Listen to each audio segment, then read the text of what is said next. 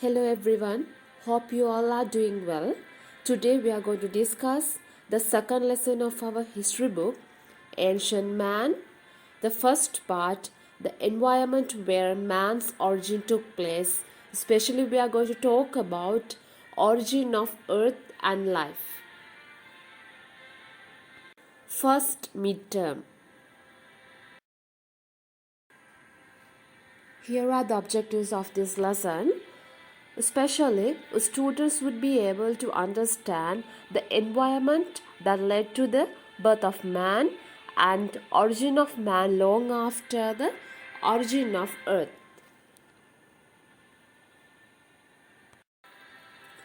Yes, content of this lesson. First, the introduction and then the environment where man's origin took place. Under this, we are going to talk about origin of earth and as well as origin of life. Introduction. Man lives on this earth. It is the world of every one of us. It is the home for man as well as for other animals and birds. The earth provides food and other necessities for all of us. All animals and vegetation living on earth are different from each other, and these differences occur due to the changes in the environment of various parts of the earth. The earth affected man, other animals, and as well as vegetation equally. So, it is very important for every one of us to learn something about the earth on which we live.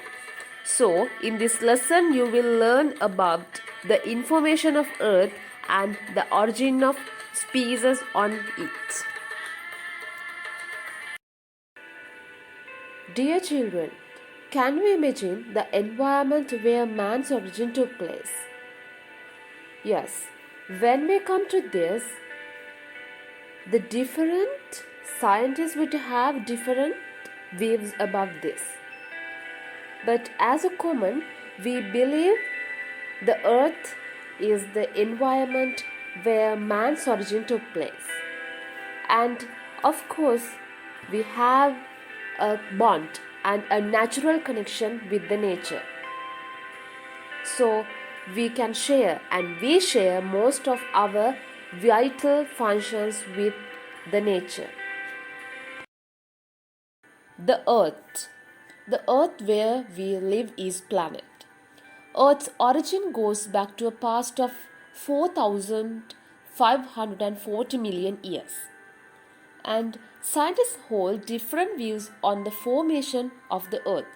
However, the common belief is that the earth was formed from a cloud of dust in the sky.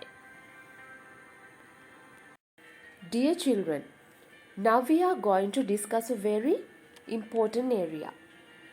It is about the origin of earth. But before we come to the origin of earth, we should discuss the origin of universe. Let's see. You all know our solar system is the region of space which falls within the gravitational influence of our sun. The solar system is thought to have begun forming about 5 billion years ago from a giant spinning cloud of gas and dust. The core of this cloud grew under the influence of gravity that became denser and hotter. As material fell towards the growing core, the cloud increased in speed and flattened into a giant spinning disk. Eventually, the increasing temperature generated enough energy to trigger nuclear fusion. This fusion marked the birth of our sun. The lighter gas was swept far out into the solar system, leaving heavier, rockier material and metallics with high melting points nearer the sun. Then molten dust and metal Particles stuck together to form clusters, which in turn stuck together to form rocks. Mutual gravity caused these rocks to come together eventually to form planets.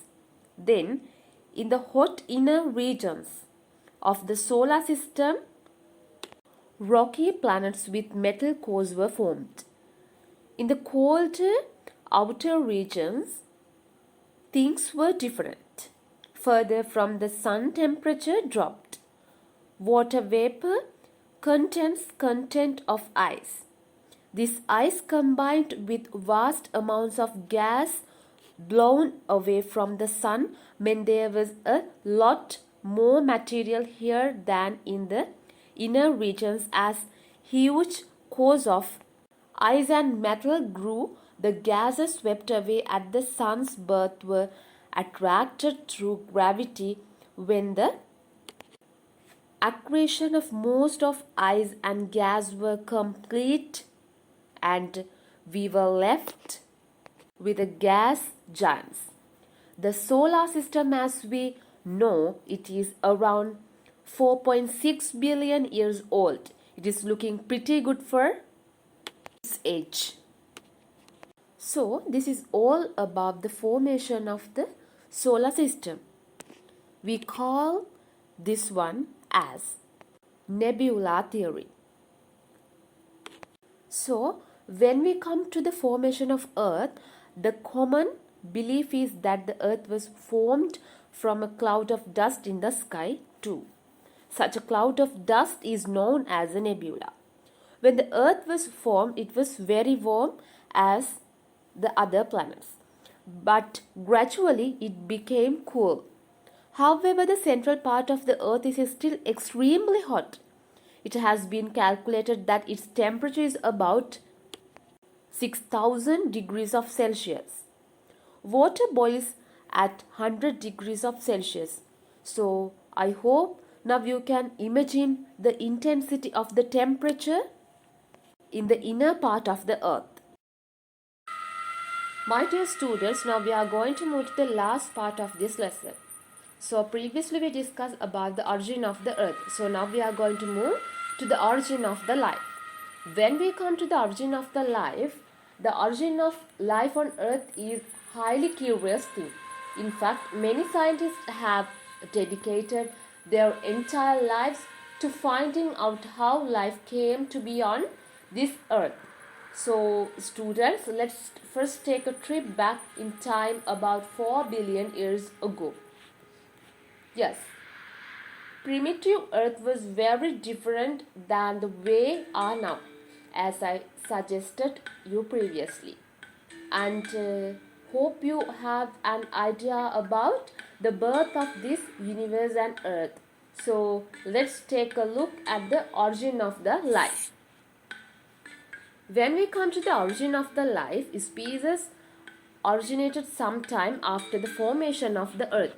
What first appeared on the Earth with a life is a thing which could not be seen with the naked eye. It is known as prokaryote bacteria. This bacteria appeared on the Earth 2,500 million years ago.